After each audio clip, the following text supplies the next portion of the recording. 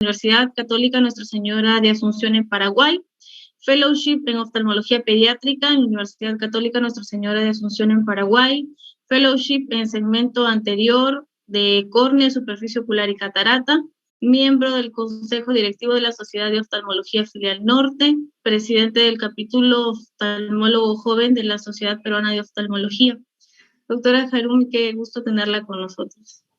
Muchísimas gracias, Vanessa. Muchísimas gracias a todos los doctores. Voy a compartir pantalla. A ver. Ojalá que el mío sí se pueda. A ver. ¿Se puede, Vane? Perfecto. Sí, se ve súper. Sí, doctora. Voy a colocar así.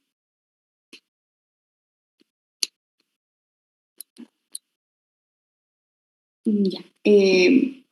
Yo lo titulé el tema de hoy porque me dieron la posibilidad de poder dar el tema de los materiales de las lentes intraoculares. Entonces, muchas veces para todos nosotros se nos complica un poco, según el paciente, según la patología que tenemos, escoger el lente más adecuado. Entonces, por eso lo titulé que el material no se te haga un lío. No tengo conflictos de interés en las marcas mencionadas en esta charla. Perfecto. Un ratito, disculpen, voy a poner así porque mi internet está un poquito perfecto.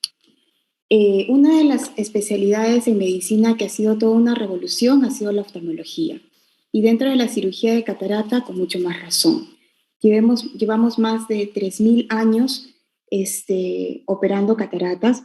Hay unos manuscritos de por sí por el doctor, del doctor Sankuta, que hacían el coaching o la reclinación, que en algunos países africanos todavía lo hacen, ¿no? No sé si corre mi video.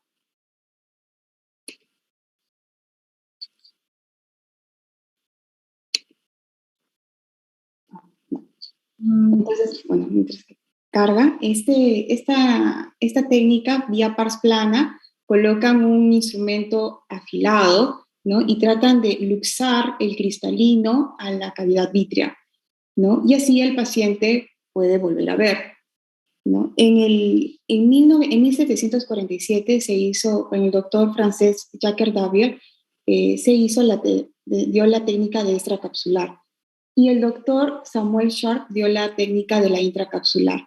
En la técnica del doctor Davier, ya se podía ver, y dentro de un compendio que él tiene, se ven algunos instrumentos como los cuchilletes, muy parecidos a nuestros querátomos, unas tijeras, ¿no? Y con la punta de la tijera hacían una apertura a la cápsula anterior del cristalino y con una maniobra digital podían extraer el cristalino. El doctor Ridley, en 1949, era un médico que atendía en la Segunda Guerra Mundial a estos soldados que tenían algunas incrustaciones de estos vidrios de los parabrisas de los aviones, y vio que había una buena biocompatibilidad del PMMA en el ojo.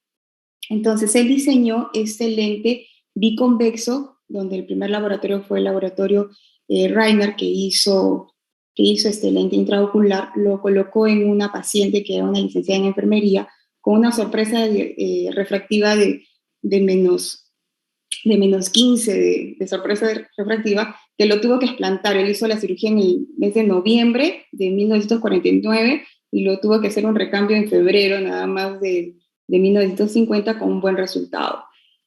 Tuvo el tributo con la reina Isabel de Sir Ridley, y como siempre al lado de un buen hombre y una buena mujer, acá podemos ver una fotografía con su esposa, la señora Elizabeth.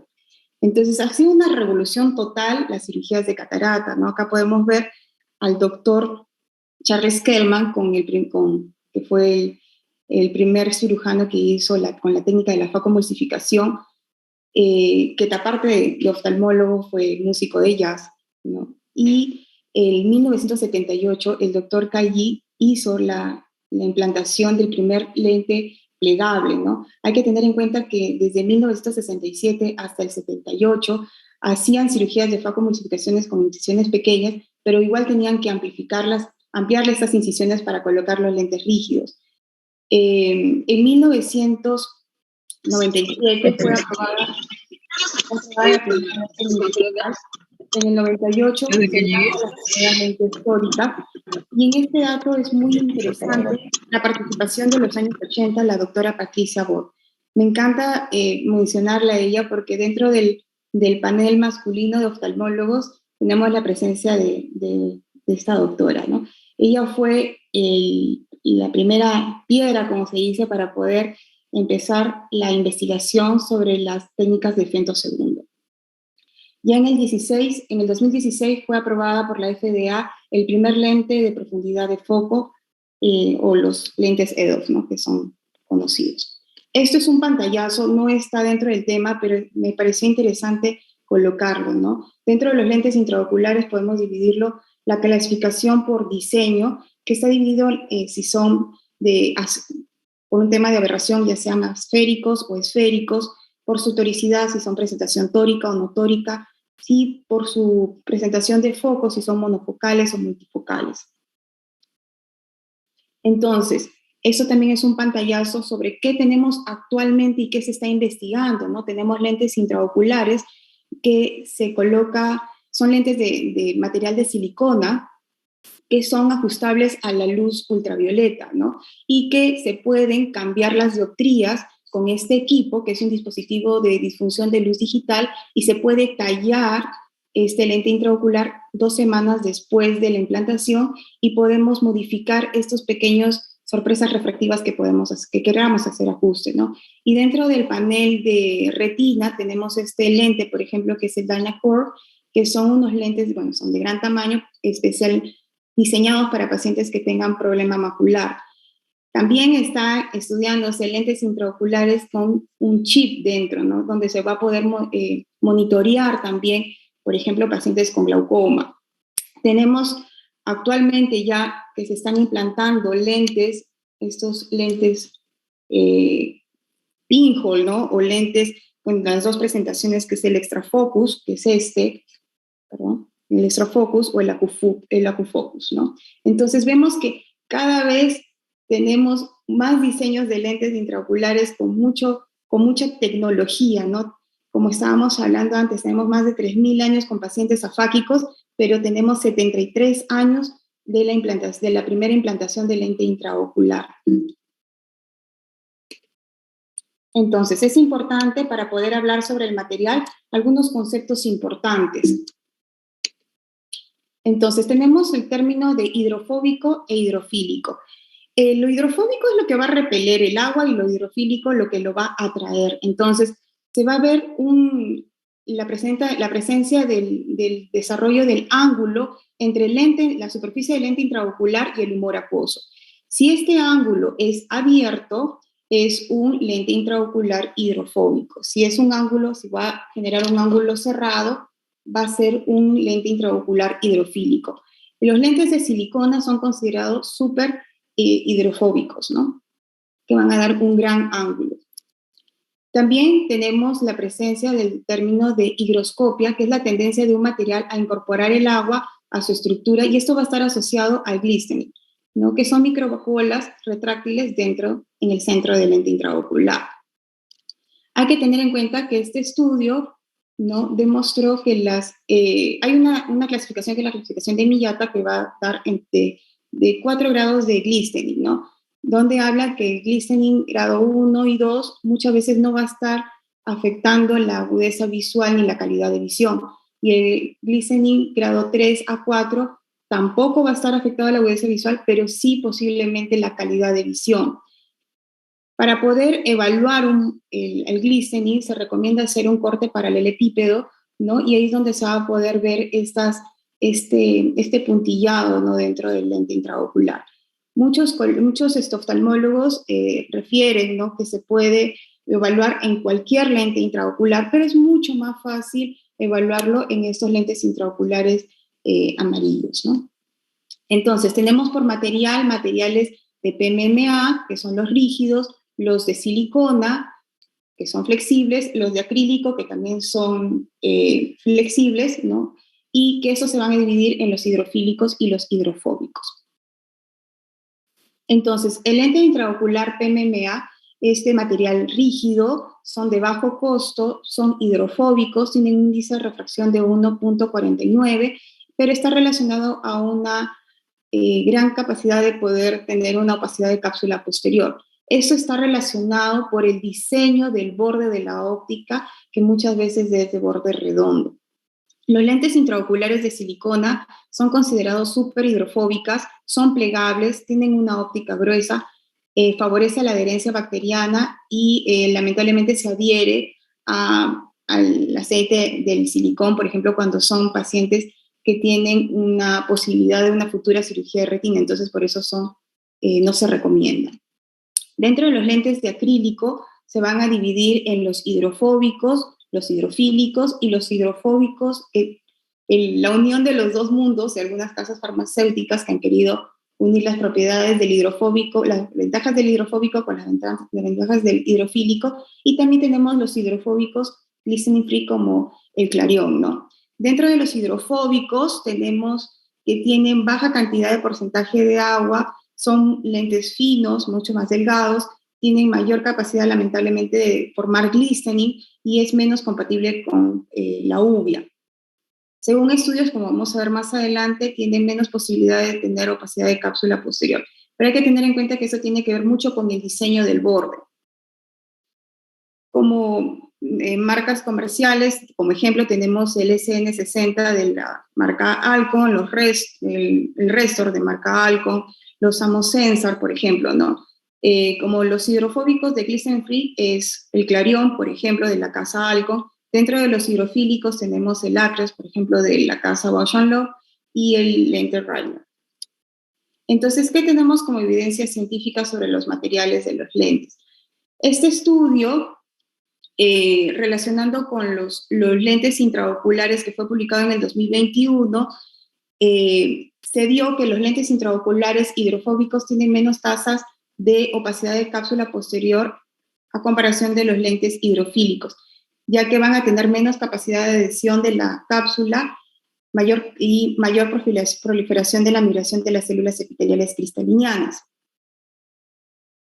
Este estudio es un estudio muy interesante porque se hizo un estudio en el 2009 y se volvió a repetir 10 años después, donde se pudo evidenciar con diferentes tipos de lentes intraoculares que la desviación de un cuadrado perfecto, así sea del acabado de los bordes, no solo entra en las diferencias de diseño de lente intraocular, sino también en las diferentes potencias. Aquí hablan, cuando se presentó en el 2019 este estudio, ¿no? Una revisión del 2009, se demostró que el borde óptico afilado, que ya fue descrito desde 1980 por el doctor Hofer, va a también tener una relación importante sobre la migración celular y evitando así una opacidad de cápsula posterior. Entonces, no tan solo ver el material del lente intraocular, sino también ver el diseño de nuestra óptica. Entonces, ¿qué va a pasar con los pacientes pediátricos? ¿Qué lentes se recomienda? Ese estudio comparó los lentes intraoculares acrílicas hidrofílicas versus las lentes intraoculares acrílicos hidrofóbicas en cirugías de catarata pediátrica. La conclusión de este estudio fue que los resultados visuales y quirúrgicos comparables fue una tasa igual a la formación de opacidad de cápsula, pero hay que tener en cuenta que estos pacientes se les realizó una capsulotomía posterior. También tenemos que tener en cuenta y ver el número AVI. Se relaciona que a mayor cantidad de número AVI va a tener una mayor calidad visual y menos aberraciones cromáticas. Entonces, esta es una presentación, una diapositiva, cortesía del doctor Álvaro Rodríguez, que presentó en el Congreso de FACO Elche, ¿no? Donde mostró que los lentes intraoculares hidrofílicos tienen gran número de AVI y por ende están relacionados a tener mayor calidad visual. Este estudio presentado en el 2020 también demostró, ¿no?, que los lentes intraoculares hidrofóbicos mostraron una mayor disminución versus los lentes intraoculares hidrofílicos, teniendo los lentes intraoculares hidrofóbicos mayor aberración. Hablando sobre los glistening, este estudio, relacionando con la calidad visual, se habla que los listening grado 1, 2 no va a afectar significativamente la agudeza visual, pero ni los deslumbramientos ni calidad visual de aberraciones cromáticas. Pero los pacientes que tienen un listening grado 3 a 4, según la clasificación de Miyata, sí va a afectar adversamente la calidad visual. Entonces, hablamos sobre que no va a haber una alteración de la agudeza, pero sí la calidad visual. Cuando se colocan lentes intraoculares multifocales, es muy probable que sí vamos a tener problemas con estos pacientes. Entonces, dentro de los lentes intraoculares, en este estudio, el objetivo era investigar el efecto a largo plazo sobre la función visual y las aberraciones ópticas. Fue un diseño de casos y controles donde se estudió lentes intraoculares hidrofóbicos de acrílico, de silicona y de PMMA con un seguimiento de 10 años. Este estudio concluyó que más de 10 años después la función visual, incluida la sensibilidad y el contraste, con estos lentes intraoculares no fueron diferentes, ¿no? Confirmándose más la diapositiva anterior del estudio. Este es un cuadro sobre la opacificación del lente intraocular. ¿Y por qué es tan importante tener en cuenta esto? Porque tenemos que diferenciar si el lente intraocular es el que está opaco o hay una opacificación de la cápsula posterior para evitar dar tratamientos quirúrgicos o evitar colocar láser, por ejemplo, el NDIAC láser, si es que no es necesario. Entonces, relacionándolo sobre la opacidad del lente intraocular, este cuadro que fue publicado el año pasado en la academia pudo diferenciar los factores del mismo ojo a factores sistémicos y relacionándolos al material. Entonces, este estudio fue las causas de la opacificación del lente intraocular, dando como causa intraoperatorio algunos viscoelásticos. Hay que tener en cuenta que algunos viscoelásticos tienen mayor cantidad de fosfatos. Entonces, este estudio relacionó el uso de los viscoelásticos relacionando a una cristalización de este sobre el lente intraocular y muchas veces cuando son cargados en el cartucho. Dentro del postoperatorio temprano van a estar relacionados a los lentes de silicona y dentro de ellos, por ejemplo, acá podemos ver en esta fotografía la opacificación total del lente intraocular. Dentro de las tinciones hay un lente intraocular que ya no está dentro del mercado, que es el lente Aqua de la casa Medifacos, donde tiene 73% de agua. Este lente intraocular, por ejemplo, se colocó en 4 pacientes, muchos pacientes procedentes de Brasil, ¿no? Los cuales terminaron siendo explantados.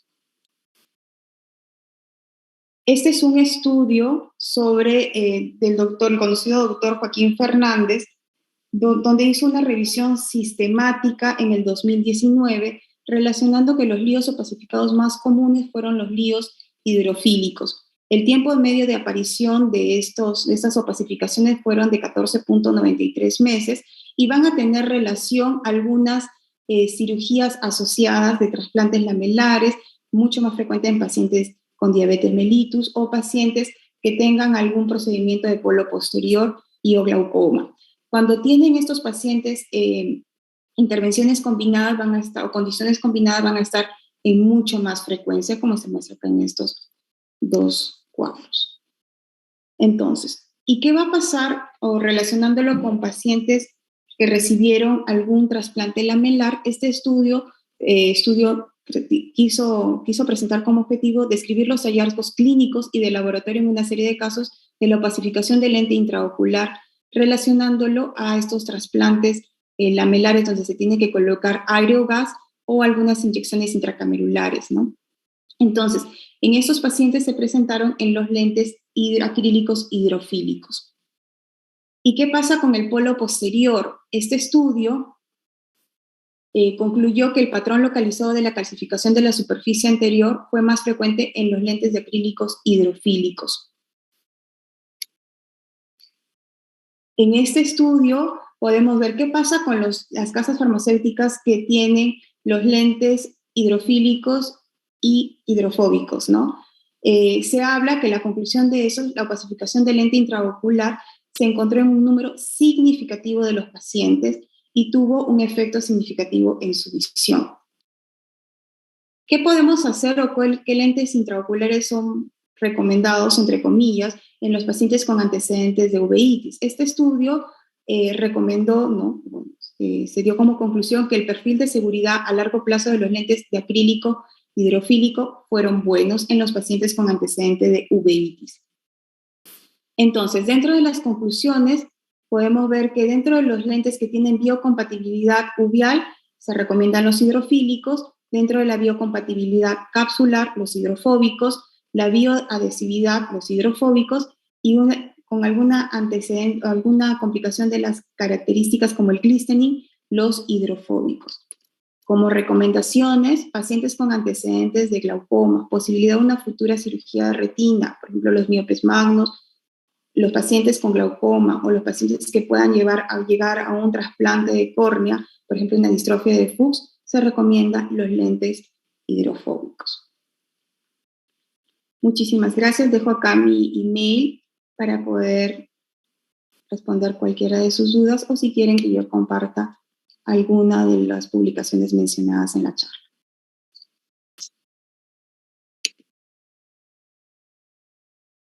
Muy bien, doctora Harumi, muchas gracias por su ponencia. Creo que todos hemos aprendido muchísimo. Ahora, no sé si es que tienen alguna pregunta en el chat. A revisar.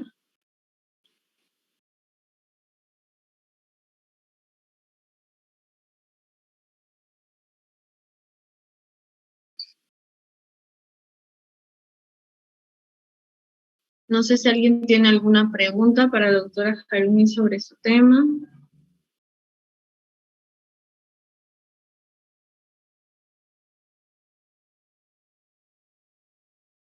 Bueno, aprovechar para felicitar a la doctora Harumi porque va a ser ponente también en el curso de refractiva de Río, así que... Gracias. Nos vemos allá. Muchas gracias.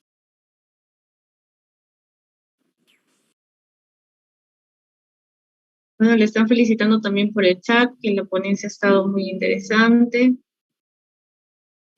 Disculpen porque no se pudo ver el video. Traté de bajar lo menos de internet posible, pero bueno, no corrió.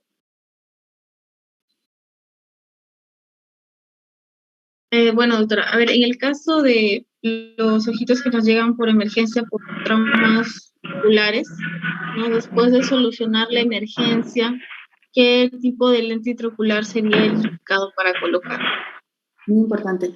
Bueno, en primer lugar, hay que tener en cuenta utilizar el ojito. Como tú dices, primero es tratar de solucionar la urgencia oftalmológica, ¿no? Y depende, ¿no? Se recomienda mínimo 6 meses de tranquilidad del ojito, si es que se puede. Si es que no se puede, se recomiendan los lentes. Si hubo alguna relación con alguna uveitis, se recomiendan los acrílicos hidrofílicos según los estudios, ¿no? Según el estudio.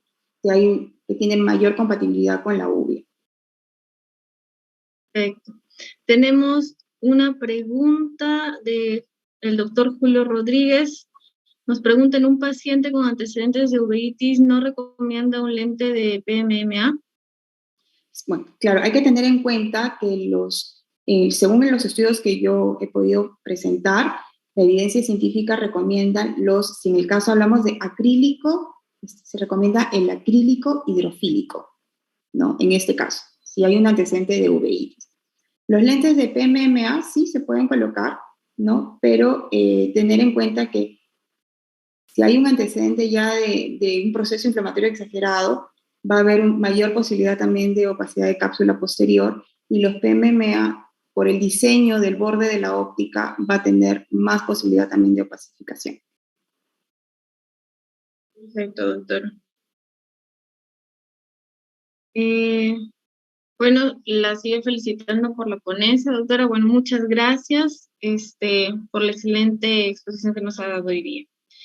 Y, a ver, acá nos pregunta la doctora Yepes si es que hay algún lente que le haya ocasionado fimosis capsular y cuál sería el manejo en estos casos.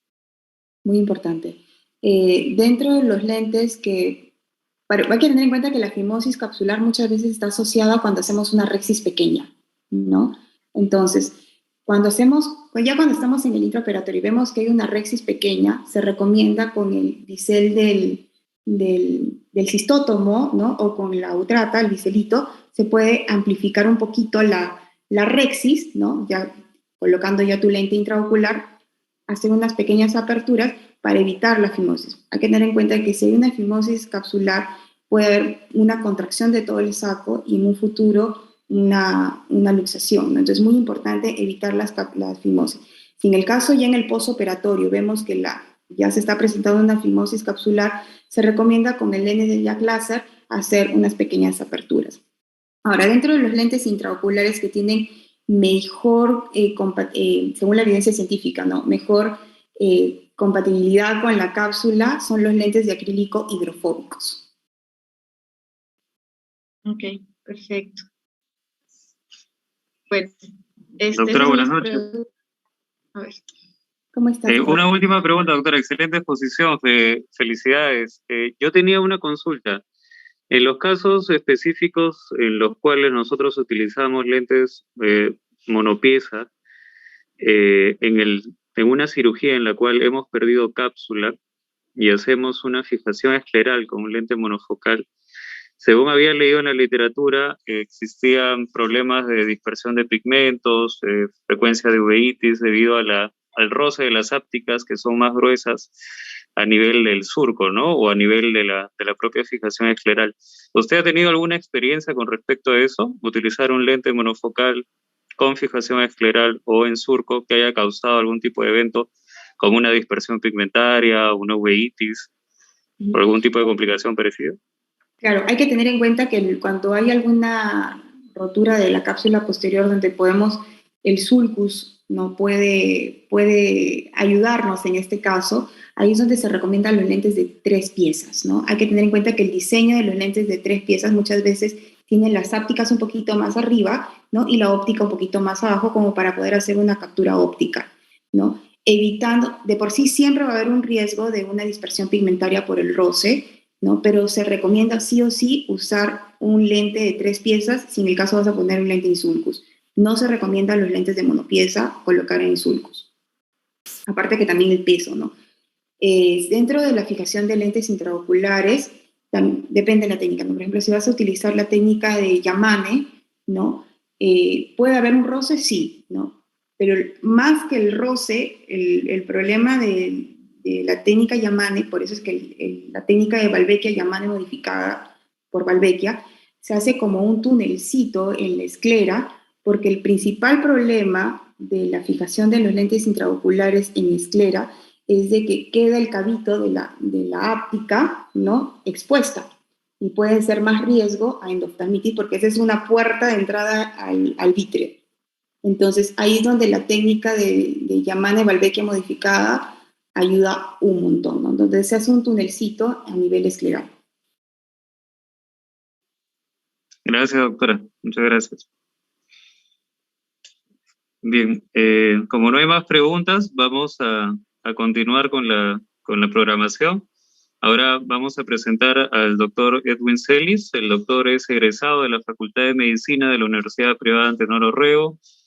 Posee una maestría en Salud Pública y Desarrollo Humano. Es retinólogo del Hospital Regional de Trujillo y director médico de la Clínica Oftalmo Retín. Actualmente, docente universitario de la Cátedra de Oftalmología de la Universidad Privada de Nuevo Orrego y miembro de las sociedades de oftalmología peruana y también americana. Doctor Celio, buenas noches, bienvenido y gracias por su presencia. Gracias, buenas noches con todos. Disculpas no, hasta ahora no puedo compartirlo, pero gracias a Harumi por salvarme en estos momentos. Gracias, Harumi, y excelente exposición. Felicidades. Gracias, amigo. Un beso. Cuídate mucho. Muy bien. Gracias a los organizadores por invitarme a este curso, importante para todos, para aprender todos en realidad. Y espero que esto se esté dando con más frecuencia y ya podamos estar de manera presencial en algún momento, que tal vez el feedback sea mejor para todos, ¿no? Y compartir algunos conocimientos, aprender de todos también ustedes, ¿no? Porque esa es la idea.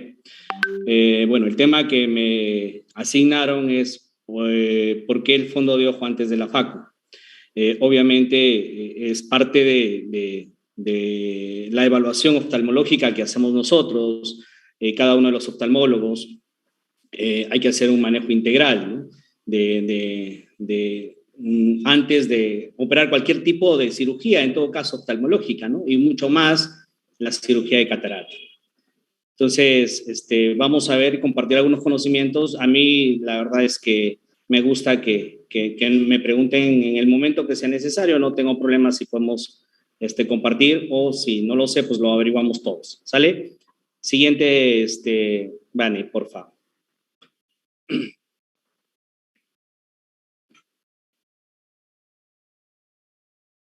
¿Sí le sale ahí la diapositiva? Me sale la primera, ¿no? No, pues estoy en la de introducción. ¿Esta? No me sale la otra.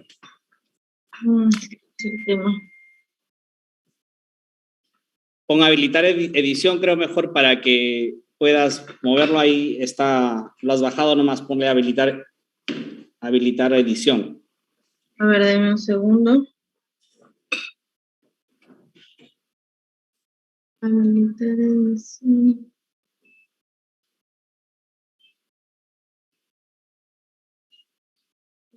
Entonces no se ve la pantalla que estoy compartiendo. Sale Norfaco, la primera diapositiva nomás. Todos están viendo la primera diapositiva, ¿verdad? ¿O yo soy el único que no veo la otra?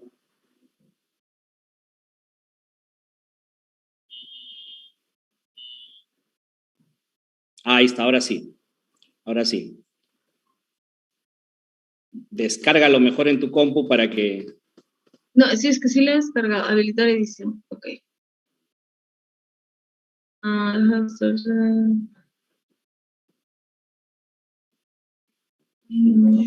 Yo aquí con mi mouse dándole y lo tienes tú. Ahora sí, ¿ves? Ahora suele sí. Pasar, Doc, suele pasar. A ver, ahí se ve. Perfecto, ahora sí, todos están viendo, ¿verdad? Muy bien. Bueno, la FACO o la cirugía de catarata, en todo caso, es una de las cirugías en oftalmología que ha ido modernizándose con el tiempo, ¿no? Antes hacíamos intracapsulares, extracapsulares, mini-NUC, y ahora la FACO con todos los equipos que existen en el mundo, ¿no? La catarata es una patología irreversible en algunos casos, irreversible en la mayoría de los casos. Por eso es importante hacer un adecuado manejo para un adecuado manejo y una adecuada evaluación para no tener resultados que afecten al paciente o que tengan sorpresas con los pacientes, ¿verdad? Seguimos, Vane. El estudio es uno de los estudios más grandes de 55,000 cataratas, donde el 99% fueron FACO.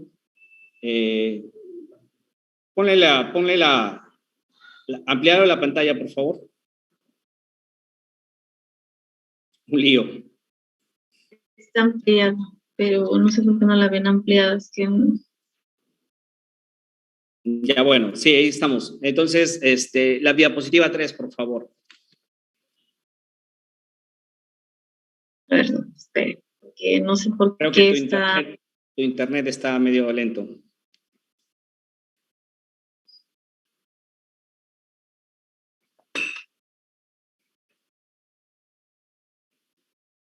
Lo que pasa es que empieza compartiendo. Ya, no te muevas. Está lento. Entonces, decía... después que operaron estas 55,000 cataratas, 99%, se dieron con la sorpresa de que en la mayoría de patologías que encontraron fueron la degeneración macular, el glaucoma, la retinopatía diabética, a pacientes con miopía, con alteraciones, son los que mayor problemas les ocasionaron post cirugía de la catarata. Entonces, para eso es importante una evaluación previa de fondo de ojo y vamos a ver cómo vamos a hablar fondo de ojo. Seguimos, por favor.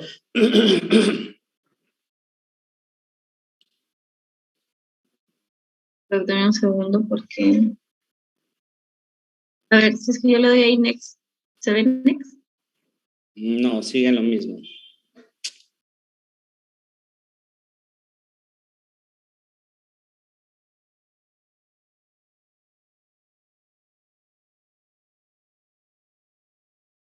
Qué lástima.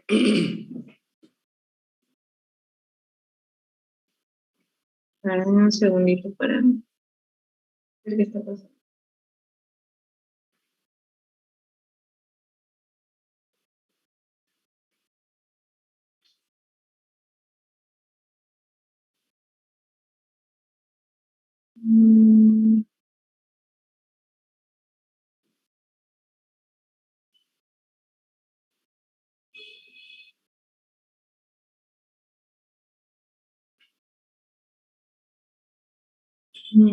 Ya, mire.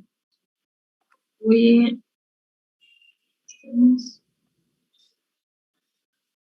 a sacar mi video y debería verse mejor ahí. A ver.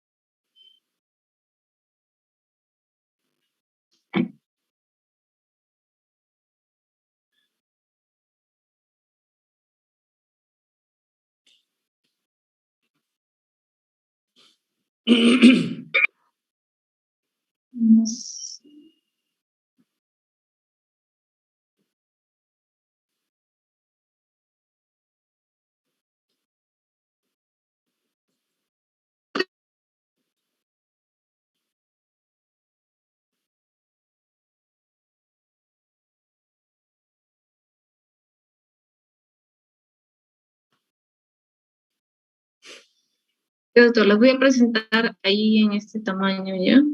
A ver ahí. Ya, perfecto. Ya, muy bien. Esta clasificación de las cataratas, de acuerdo a la clasificación que nos da el Ministerio de Salud o la guía práctica de cataratas, es esta la clasificación que nos clasifica en congénitas y adquiridas. Dentro de las adquiridas, las cataratas seniles, obviamente las corticales, la esclerosis, las subcapsulares, y las traumáticas y las no traumáticas. Aquí no están clasificadas las cataratas hipermaduras, ¿no? Que son las morganianas también, que no nos permiten visualizar una adecuada visualización del fondo de ojo. Entonces, hay una clasificación internacional, la clasificación de Lux, que es la diapositiva número 5, Vanessa, por favor. Entonces, esta es importante en la evaluación de cada uno de nosotros. ¿Por qué? Porque si evaluamos aquí en esta clasificación nos da que es la nuclear, la cortical y la posterior. Obviamente que si tenemos una posterior 1 a una diferencia de una posterior 5, pues la visualización del fondo de ojo va a ser imposible y para eso tenemos que ayudarnos de algunos equipos, ¿no? De algunos equipos, ya puede ser una lámpara hendidura que esté en la posición número 6, diapositiva número 6, Vanessa.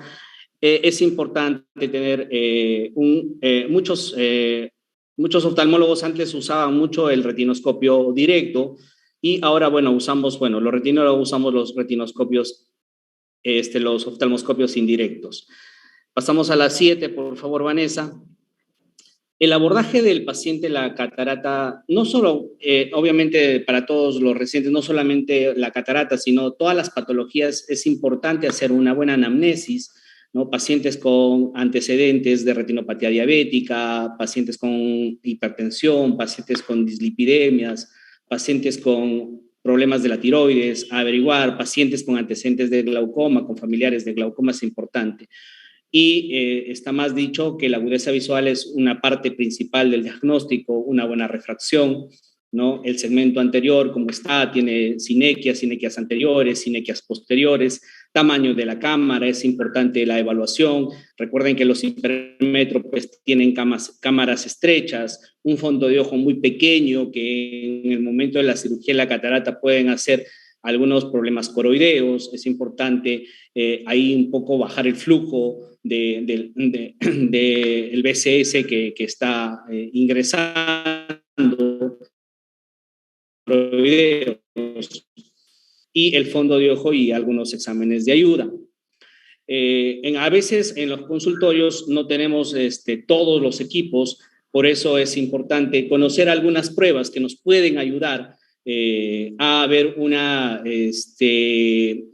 evaluación de la función macular, y para eso estamos en la diapositiva número 8, ¿no? En la diapositiva número 8, creo que ya cargó, Vane, ¿puedes ampliarlo mejor, por favor? Perfecto. Entonces, aquí es importante esta evaluación que es de manera, en todo caso, que te puedes agenciar de pruebas, que las puedes tener, una visión próxima con sobrecorrección de +8.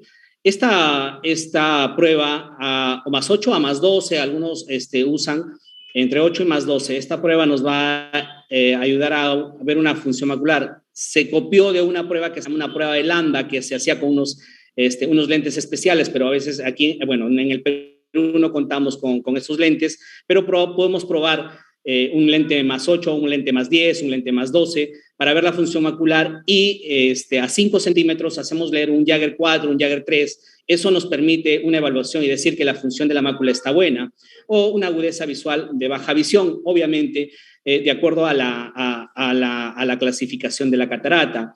La sensibilidad al contraste es importante, nos va a ayudar bastante. Hay una prueba que se llama la Peri-Robson, que tiene muchos tonos de oscuros, negros, que nos va a ayudar que haya una función adecuada de la mácula. La medición de la fijación extrafoveal también es importante para ver cómo está, en qué posición está la mácula. ¿Cómo se hace esta prueba? Se hace con un oftalmoscopio directo. Se hace fijar a una figura, la prueba dice a una estrella, ¿no? Y con luz amarilla, o prefiero yo evaluar con luz anerita o la luz verde, ¿no? Para que el paciente no se encandile o no tenga mayor reflejo a la luz, y de acuerdo, hago mirar la figura o fijar la visión, y con el oftalmoscopio ingreso hacia el ojo y veo hacia dónde está dirigida la mácula. Entonces lo dirigimos en 4 cuadrantes, y ahí podemos visualizar si es que tiene una fijación nasal, una fijación temporal, o inferior o superior. La rejilla de Amsler, ya conocida por todos ustedes, es muy importante para evaluar, ¿no? Que sí hay alteraciones maculares. Ishihara para evaluar la discriminación de colores, ¿no? La microperimetría, a veces a algunos pacientes que tienen cataratas nucleares 1, nos ponemos a veces frente al paciente para evaluar su campo visual, también es importante hasta donde vemos en comparación con el paciente, y el test de fotorreceptores, que es el test de Fronsgott.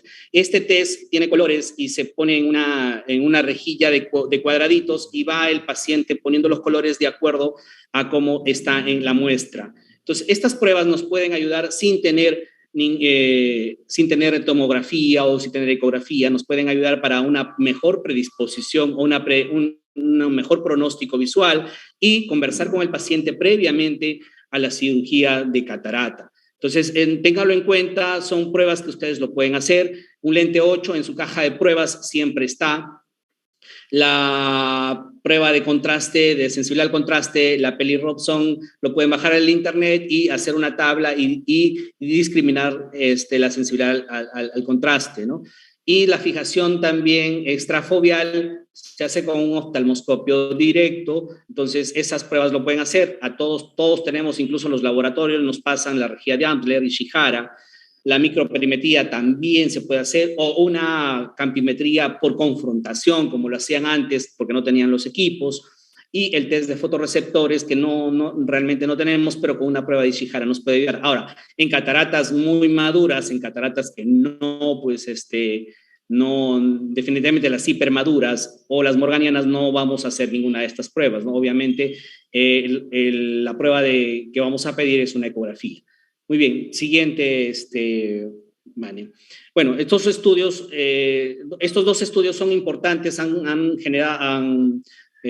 generado mejores expectativas, en todo caso, para una adecuada evaluación, una ecografía en pacientes que no podemos visualizar, para visualizar la retina, ¿no? Aquí vemos, es importante también aquí hacer las espigas. Bueno, en esta ecografía no está, pero las espigas para ver cómo está la retina, en dónde está la retina, el engrosamiento. Es más, podemos ver un nervio óptico, la excavación del nervio óptico también se hace, ¿no? Y la tomografía, que es importante para evaluar no solo la retina, sino la mácula, sino las fibras nerviosas, que también nos van a dar un pronóstico visual después de la cirugía de catarata.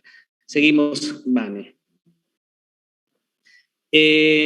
El doctor Scaff creó una tabla. Esta tabla es una tabla adaptada, donde evalúa 20 parámetros para un pronóstico visual. Probablemente ustedes ya la conozcan, pero evalúa factores sistémicos como diabetes, pacientes con cirugías anteriores, pacientes con factores de estrés. La longitud axial es importante en pacientes que tienen, ya les dije, pacientes muy hipermétropes, tienden a complicarse en la cirugía de catarata. Pacientes miopes también tienden a complicarse en la cirugía de catarata. Yo le tengo bastante temor, o bueno, bastante prudencia a este tipo de pacientes. Cómo está la hendidura palpebral, ¿no? La transparencia corneal, la cámara anterior, ya les había dicho, el iris, ¿no? La cápsula anterior, la corteza, el núcleo. Es una evaluación de 20 parámetros que se da puntajes aproximadamente más de 15, menos de 15 puntos. Nos genera un pronóstico que ustedes tienen que evaluar para la cirugía de catarata. Seguimos, por favor, Vanessa. Muy bien, ¿qué podemos hallar en el fondo de ojo? Si nosotros vamos evaluando desde dentro, entonces vamos a encontrar con el vitrio, luego por mnemotecnia o porque así nos enseñaron los maestros, evaluar el nervio óptico, luego evaluar la mácula y luego evaluar el polo posterior, ya sea la retina central o la retina periférica. Seguimos, Vane. Entonces, para evaluar el vitrio, ¿no? Para evaluar el vitrio, lo primero que tenemos que evaluar cómo está: tiene claridad, tiene celularidad, ¿no? Tiene fibras vítreas. Esas fibras vítreas post cirugía de la catarata al paciente también le genera molestias. Entonces, decirle que cuando hay una presencia de fibras vítreas, probablemente hay un desprendimiento de vitro posterior. Entonces, cuando el paciente no ve claramente, después de la cirugía de catarata, estas fibras vítreas las va a visualizar como moscas volantes, como mariposas, incluso te dice el paciente. Entonces, advertirle que en el momento antes de la cirugía, que probablemente va a haber este tipo de fibras que va a estar en el vitrio. Además, también tenemos en los pacientes diabéticos, para eso es importante, con una evaluación ecográfica, la presencia de sangrado en la cámara posterior, que eso no nos va a permitir una buena visualización. Entonces, ¿qué hacemos primero aquí? Pronto, después les vamos a evaluar. O ya tenemos membranas vítreas o hialosis, ¿no? O hialitis o vitreitis, también evaluar esto, ¿no? Probablemente también, si hay vitreitis, nos esté causando un problema de inflamación ocular. Y también a estos pacientes, antes de la cirugía de catarata con vitreitis o problemas, es solucionarles el problema de la vitreitis, ya sea con corticoides vía sistémica o corticoides tópicos antes de la cirugía. Seguimos, Vanessa. Bueno, después, por mnemotecnia, les decía, la evaluación del nervio óptico. La patología más común o que todos conocemos es la del nervio óptico. Es importante que evaluemos aquí, evaluar la cantidad de fibras nerviosas que se presentan en la mácula, ¿no? En la lesión del nervio óptico. Aquí, por ejemplo, tenemos una tomografía en su lado izquierdo de su computadora. esas coloraciones rojas, ¿no? Un nervio óptico glaucomatoso. Si ustedes ven una excavación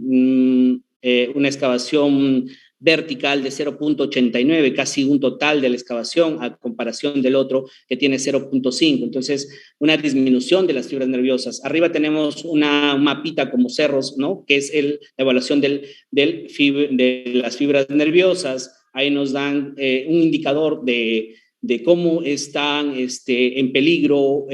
Rojo es en peligro, amarillo como los semáforos medianamente en peligro, y la verde que no tiene ninguna alteración. Al lado derecho de su pantalla tienen una tomografía de evaluación de las fibras nerviosas. Esto también es importante para el seguimiento de los pacientes, ¿no?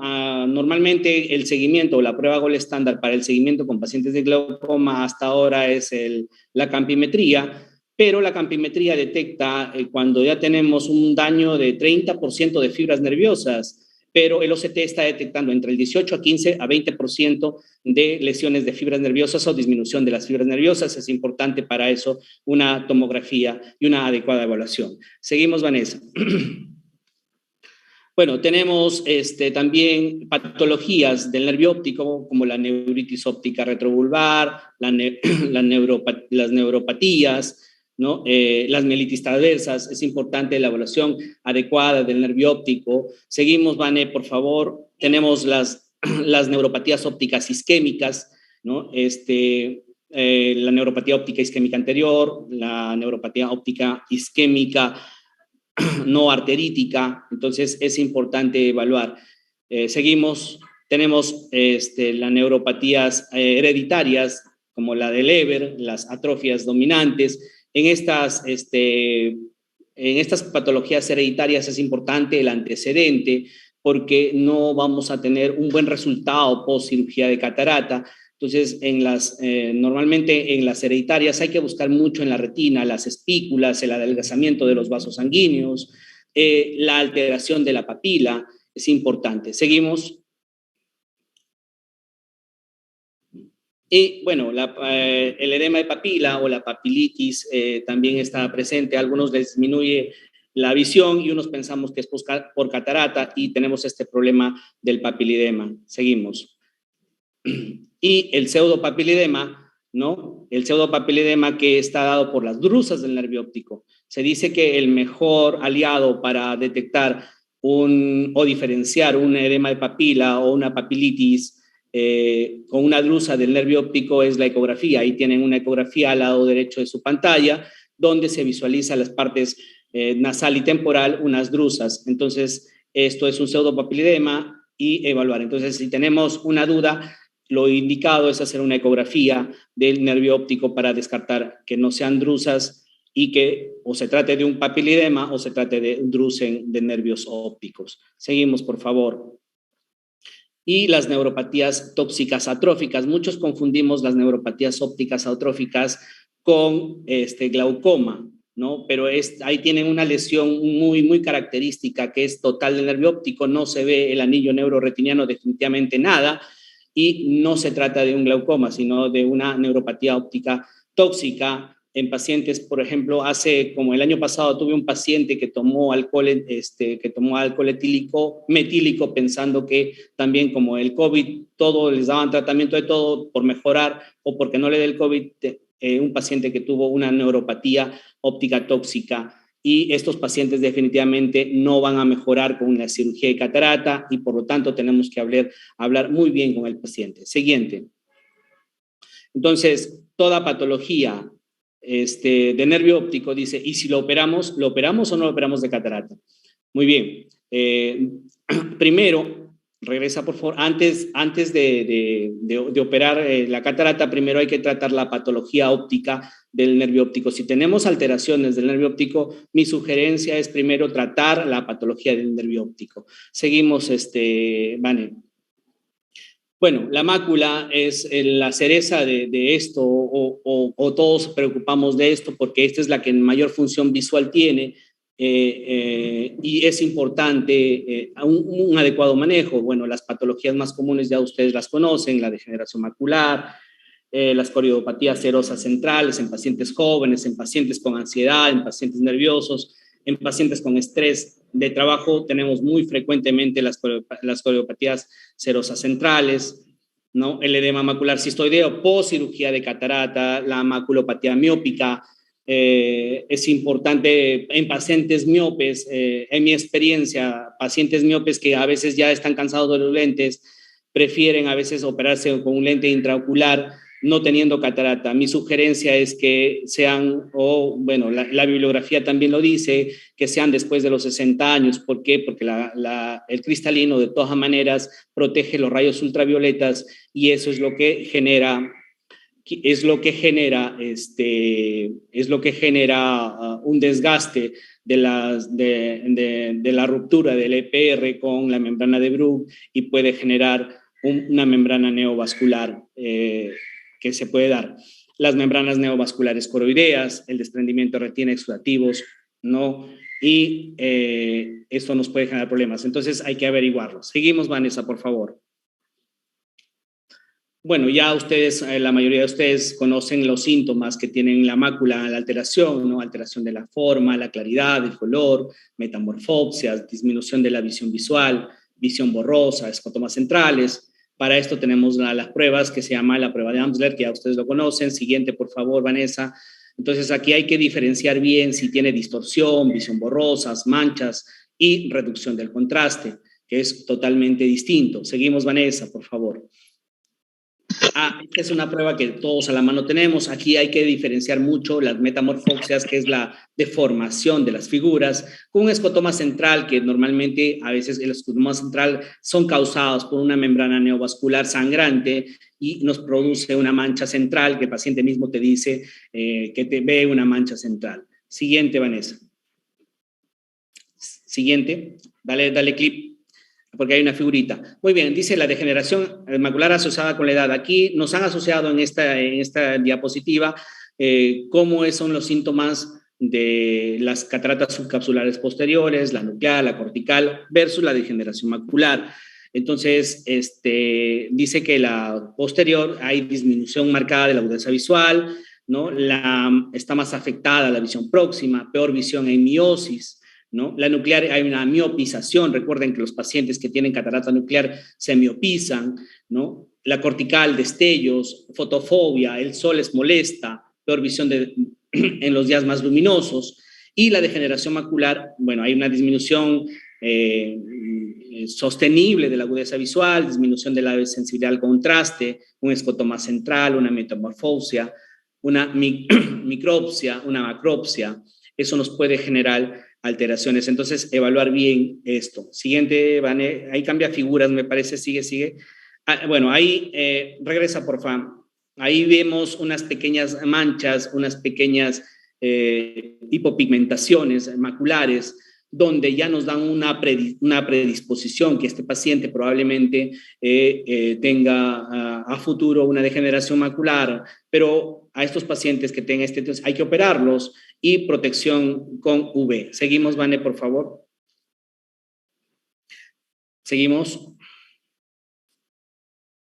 Bueno, eso le decía, ¿no? Discretas alteraciones pigmentarias, hay que visualizar bien. Pacientes con antecedentes de familiares de degeneración macular, ya aquí se van formando unas discretas pigmentaciones, unas hipopigmentaciones en la zona macular, que está empezando una degeneración macular. Seguimos. Bueno, aquí es importante evaluar la membrana epirretinianas o dónde se produce la acumulación de líquido entre la membrana de Bruch y el EPR. Recuerden que el EPR es la fábrica del ojo, es la que produce alimentación y la que da los desechos. Cuando hay una disminución de la elasticidad de la membrana de Bruch, pierde la elasticidad y pierde la función, entonces ya no bota productos de desecho y se acumulan en la parte mucoroidea. Entonces ahí hay que evaluar bien esas manchas que le estén ocasionando y darle un pronóstico visual a un paciente, ¿no? Recuerden que hay dos barreras en la retina, la barrera hematorretiniana interna, que son los vasos y capilares retinianos, y la barrera hematorretiniana externa, que está conformada por la membrana de Bruch y la LPR. Esa membrana, esa función está disminuida por la edad, por la pérdida de elasticidad y por algunos factores genéticos y factores celulares que nos va a generar una alteración de la degeneración macular, y por lo tanto hay que explicarle al paciente la evaluación adecuada, y hay que explicarle que su función macular en algún momento puede estar disminuido si no se protege. Lamentablemente hasta ahora no encontramos un tratamiento ideal para esto, no encontramos el medicamento, si bien es cierto se usan los antiangiogénicos, pero funciona en el 50% de pacientes y en el otro 50% no funciona. ¿Seguimos? Bueno, es una degeneración macular seca. Seguimos, Vanessa. La exudativa, ya les había hablado, es el desprendimiento cerroso o hemorrágico, la ruptura de los pericitos ocasiona que las barreras hematorretinianas, como les digo, disminuyan y por lo tanto líquidos de desecho se acumulan en el espacio supracoroideo. Seguimos, Vanessa. Seguimos, es una foto que ya, bueno, la mayoría de médicos que están allí yo creo que lo han visto.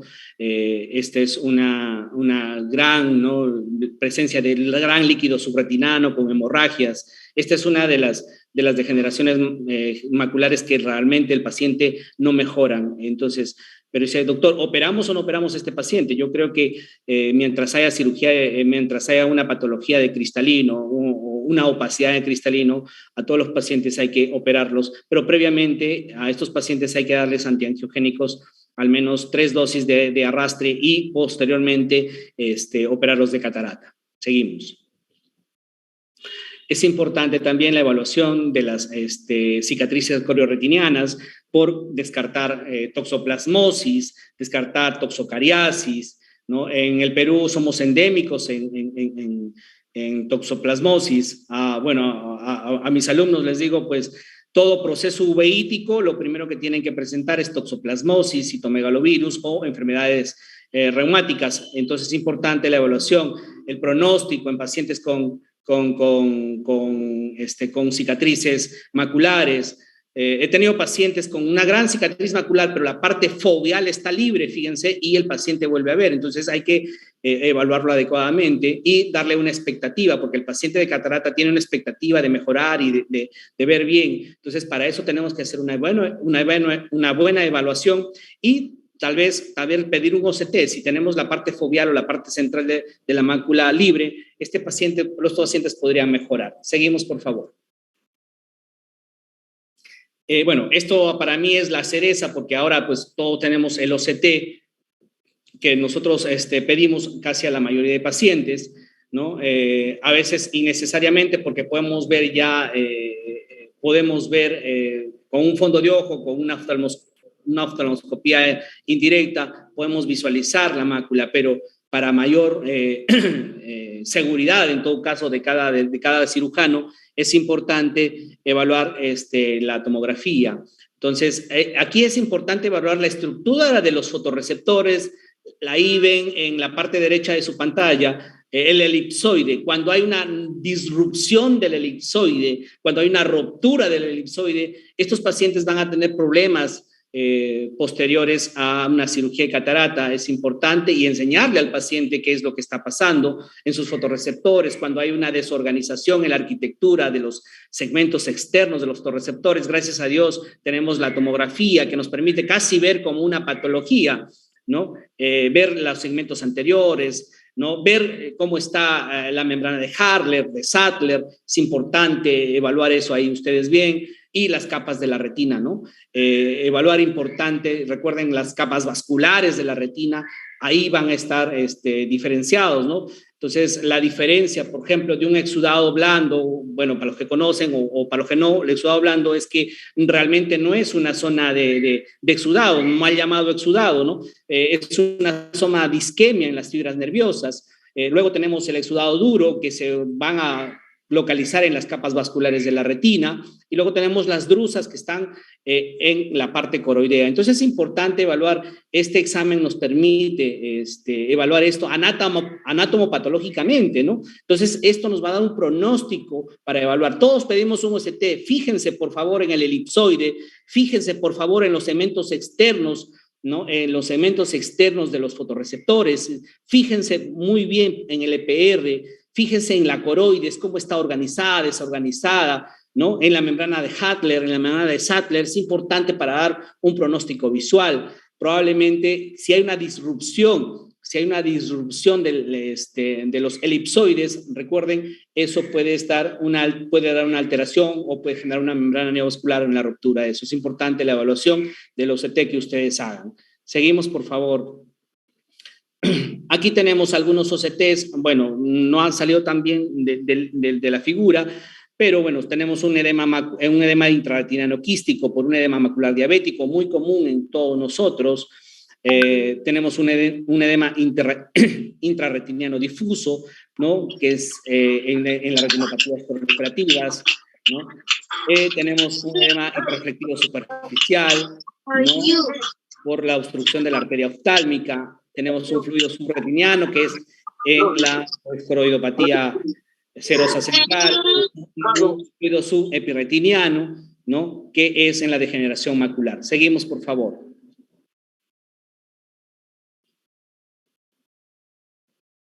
¿Vale? Manifestaciones de la interfase vitro-retiniana, importantísimo. Si se dan cuenta en la figura que ustedes están viendo la tracción vitro, en el síndrome de tracción vitromacular, esto es importante cuando un paciente va a ser operado de catarata, porque puede generarse un desprendimiento de vitro en el momento de la cirugía catarata y puede arrancar o puede traccionar la mácula y puede generarle un agujero macular.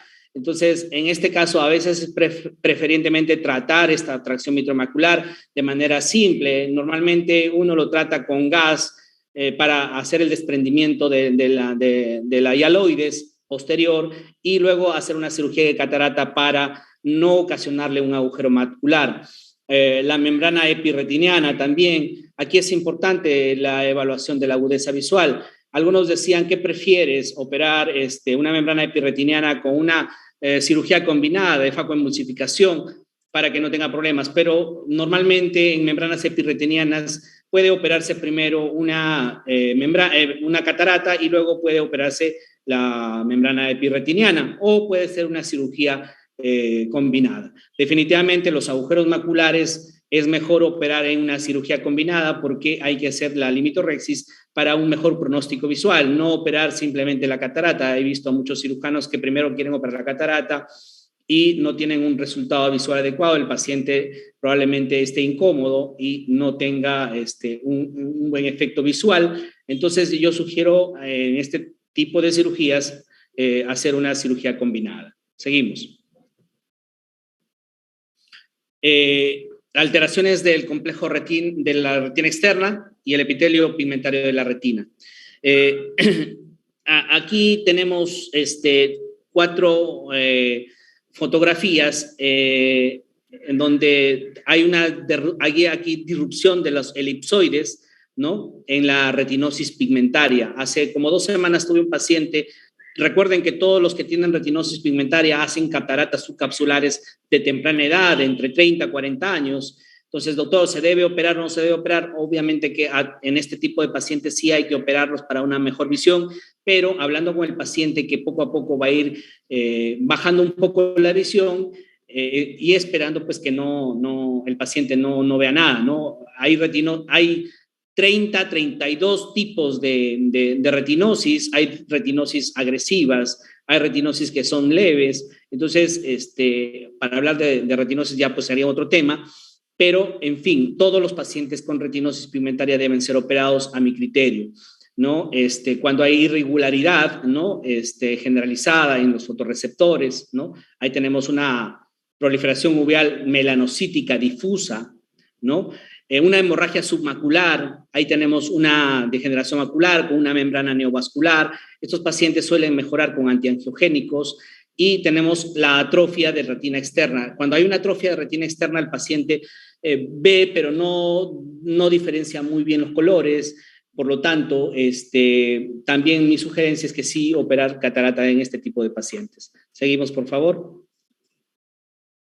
Y tenemos patologías asociadas al grosor coroideo. Miren, en la figura número 1 tenemos una atrofia coroidea asociada con la edad. Ahí vemos la coroides, cómo están los fotorreceptores alterados, una disrupción de la elipsoide en la parte temporal. Entonces, este paciente no va a mejorar mucho. Doctor, ¿se puede operar la catarata? Obviamente sí, porque ahí sí vemos todavía la parte macular central que tiene una buena arquitectura, a pesar de que la coroides también está media alterada, ¿no?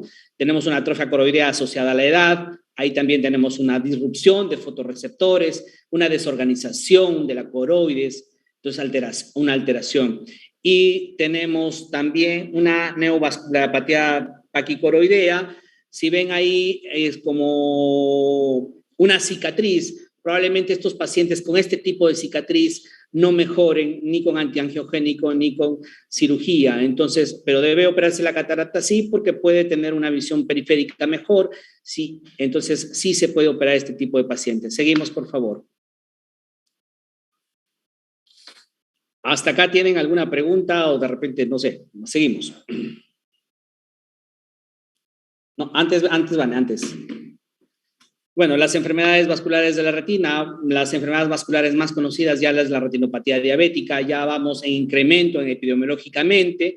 La obstrucción de la vena central de la retina es una de las más comunes también y hay que darle un adecuado tratamiento. Seguimos, por favor, Vane. Bueno, seguimos, es la retinopatía diabética. Seguimos, por favor.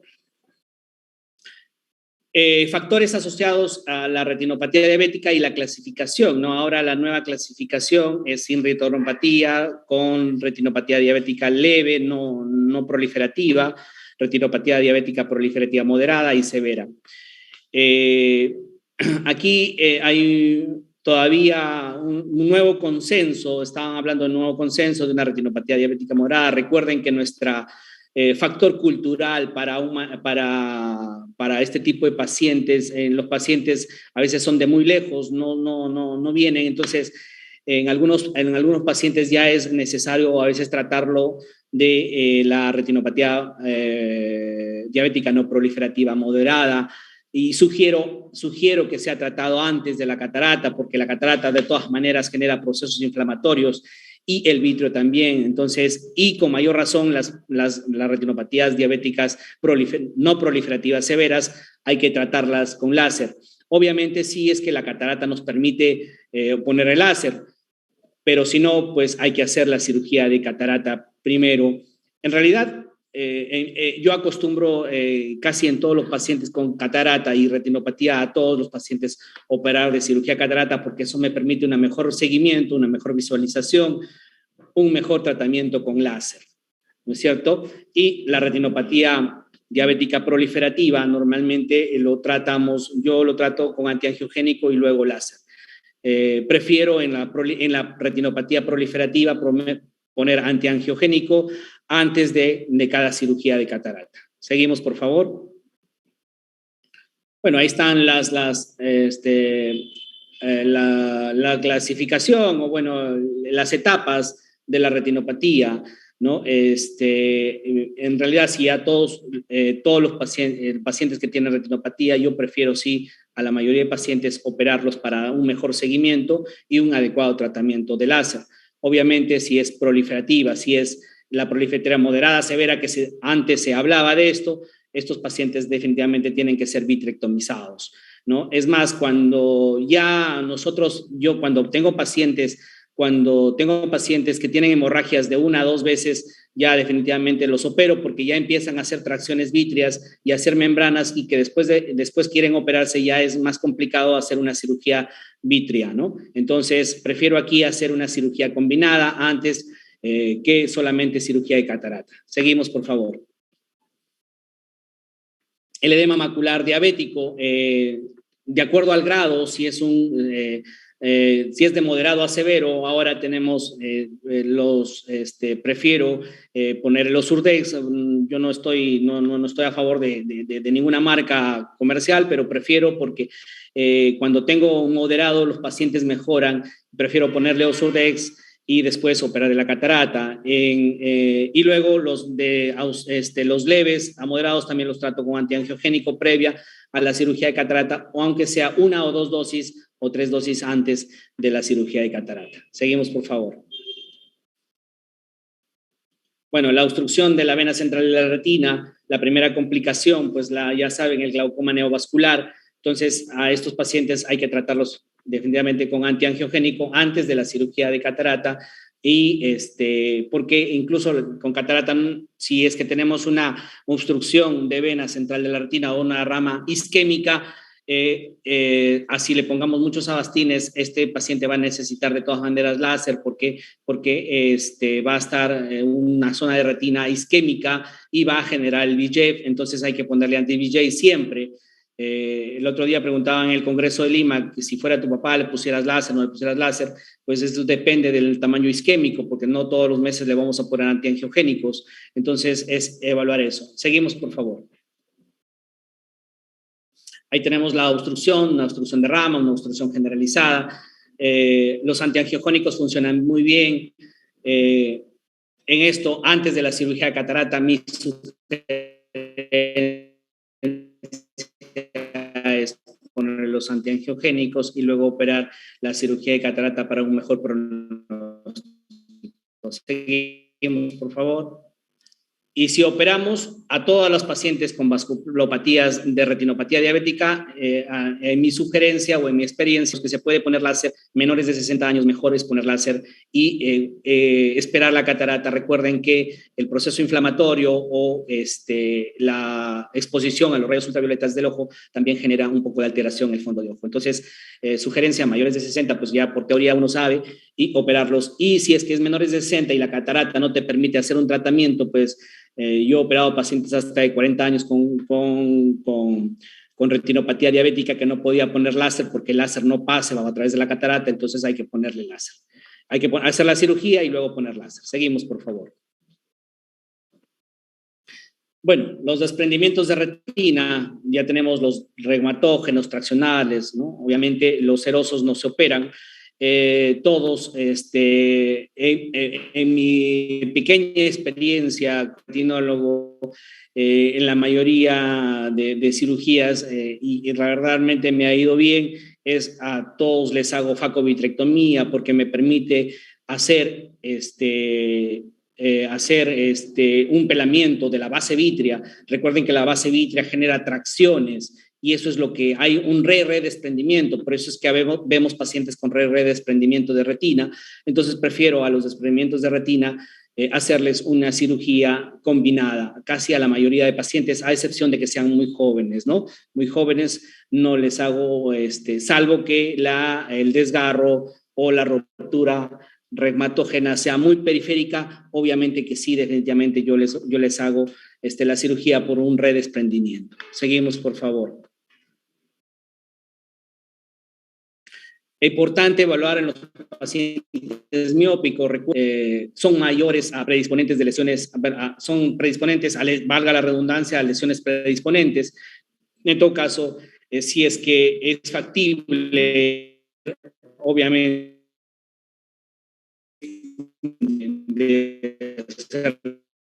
también es para conversar con el paciente si es que la catarata fuera muy dura y es que no se ve y a través del ecógrafo pedir una ecografía y vemos ¿no? Y una días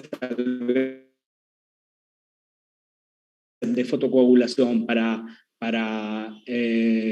sellar las lesiones, ¿verdad? Entonces, y si pues ya tenemos desprendimientos de retina con una diálisis,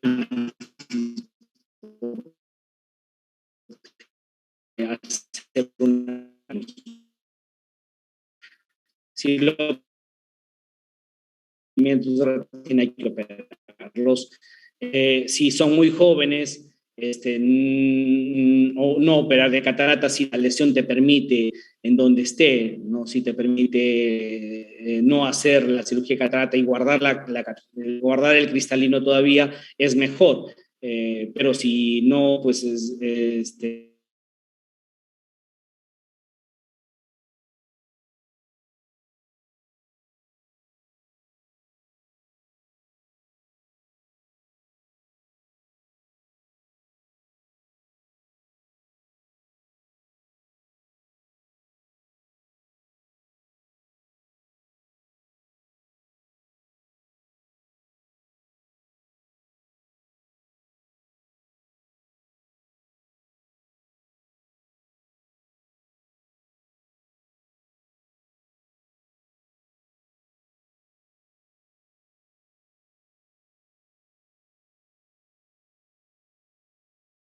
Recording in progress.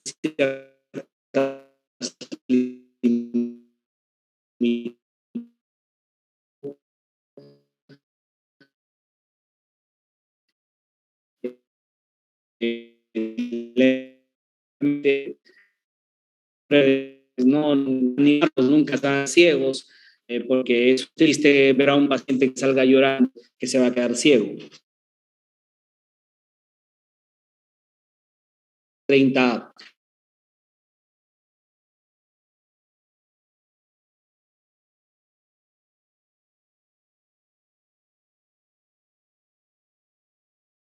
Recording in con progress. catarata que tengan este problema hay que operarlos porque les mejoran una mejor visualidad, una mejor visión, perdón, siempre protegiéndolos de los rayos ultravioletas, por favor. Y bueno, las vitaminas hasta ahora no se han demostrado que mejoran este tipo de pacientes, pero pues a veces se les da como paliativos a estos pacientes. ¿Seguimos? Bueno, bueno, para terminar, este es un casito que operé hace un mes aproximadamente, viendo la paciente con catarata. Operé primero ojo derecho y luego, bueno, la paciente de 20/400 mejoró a 20/40 y luego operé ojo izquierdo de 20/200, me fue a PL. Pero yo en el momento de la cirugía de catarata, yo ya veía un fondo rojo, ¿no? Entonces, al día siguiente de la cirugía de catarata, me doy con la sorpresa haciéndole este fondo de ojo, una hemorragia total. Yo lo había evaluado hace 2-3 semanas antes de operarlo, porque primero operé el ojo derecho y luego iba a operar el ojo izquierdo. Ya me di por hecho que estaba bien, obviamente, ¿no? Entonces, lo opero y en el momento de la cirugía me doy cuenta del reflejo rojo, pues dije que hay una hemorragia, ¿no? Entonces, el resultado al día siguiente era PL, ¿no? Entonces tuve que hacerle una vitrectomía en el ojo izquierdo, ¿no? El ojo izquierdo, mejoró a 20/100 y con su corrección 20/60, pero le hice una tomografía, le hice una tomografía donde se veía degeneración macular. Entonces, yo ya había conversado con el paciente que, bueno, su visión no iba a mejorar mucho, pero bueno, tuvimos un regular resultado, pero como anécdota me sirve, ahora he puesto como regla antes de hacer una cirugía de catarata, primero a coger mi oftalmoscopio indirecto y darle una revisadita siempre al fondo de ojo antes de operar o antes de meterlo al quirófano, porque esto me pasó a mí. Muchísimas gracias, creo que con eso hemos terminado. Recuerde